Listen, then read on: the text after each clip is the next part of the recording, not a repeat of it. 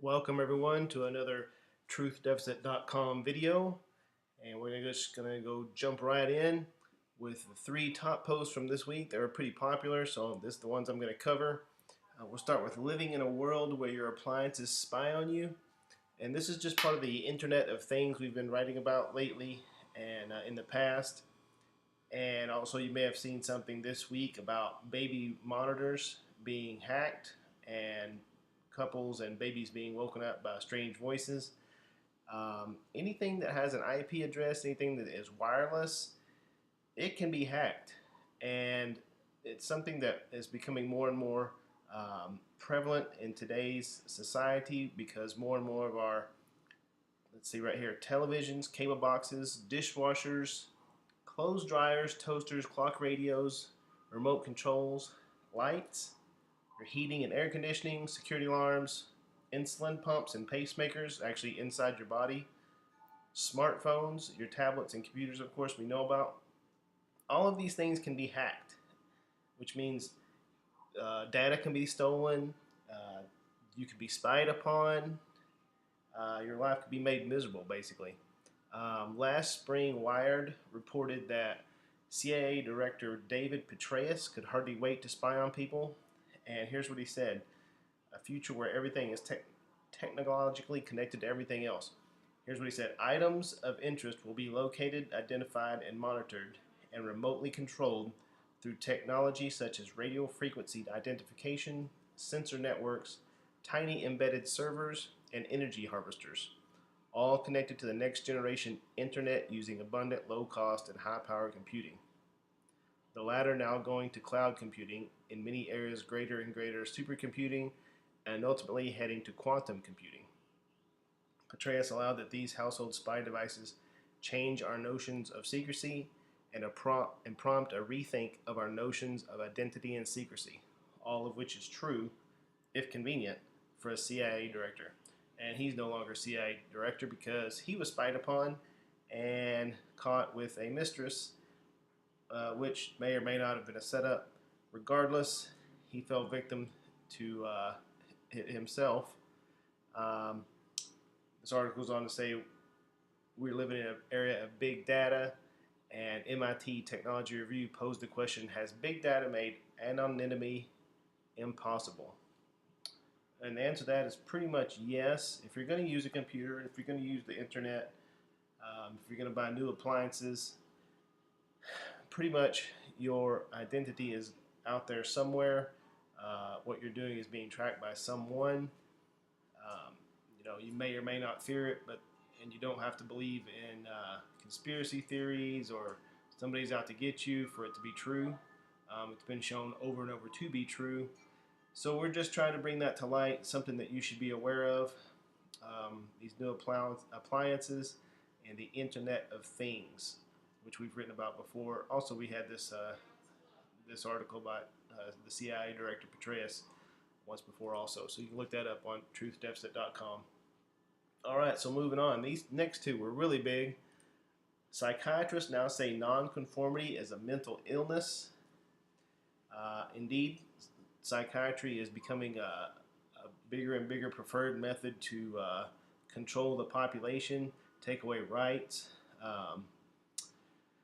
And it all stems from two things: the Diagnostic and Statistical Manual of Mental Disorders, now either in its fourth or fifth volume, I'm not sure. You can check that out. And the pharmaceutical industry, who of course profits from all this. The more people they can diagnose as having mental disorders, the more drugs they can sell that you may or may not actually need. Um, the new one is now, the new condition is now the oppositional defiant disorder, or ODD. So this is an ongoing pattern of disobedient, hostile, and defiant behavior, and it lumps it in alongside attention deficit hyperactivity disorder, ADHD, another made-up condition, whose director, Dr. Leon Eisenberg, admitted to be phony on his deathbed. Now, you read that right. The creator of ADHD admitted to be phony on his deathbed. So now with ADHD, ADD, we're gonna call him ODD.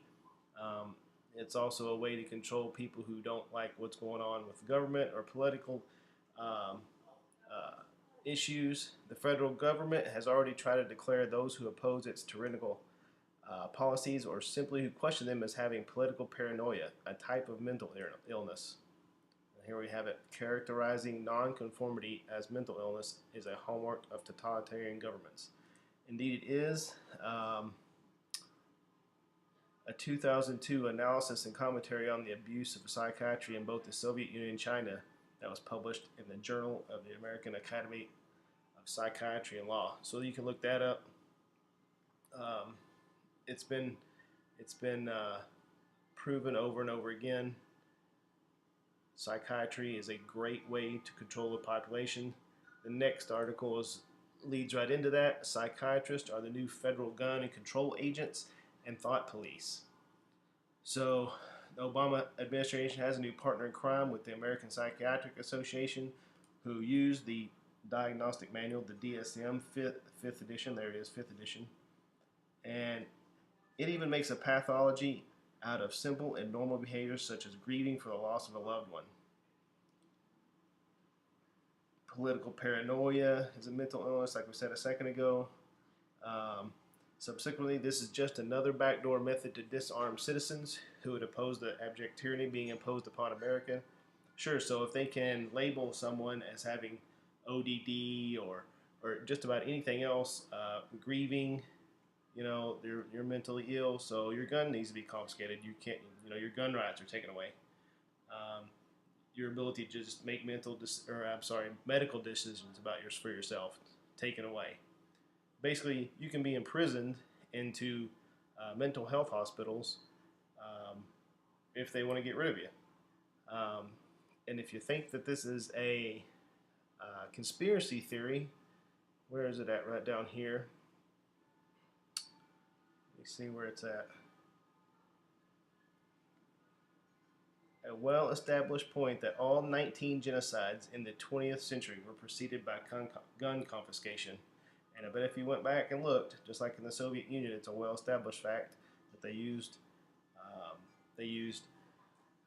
psychiatrists and psychology and mental illnesses as a way to control people. There it is right there.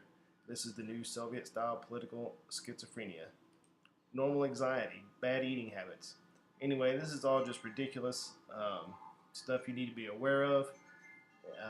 If you want to watch a great video on it, you go over to truthdeficit.com, go under videos, and right here we have a video. It's an hour, a little over an hour long, but hey, it's better than watching Dancing with the Stars. You might actually learn something with diagnostic and statistical manual.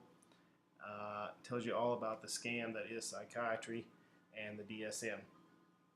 So check that out. Again, thanks for checking out truthdeficit.com and watching our video. Continue to like and share on Facebook, and we will see you next week right here.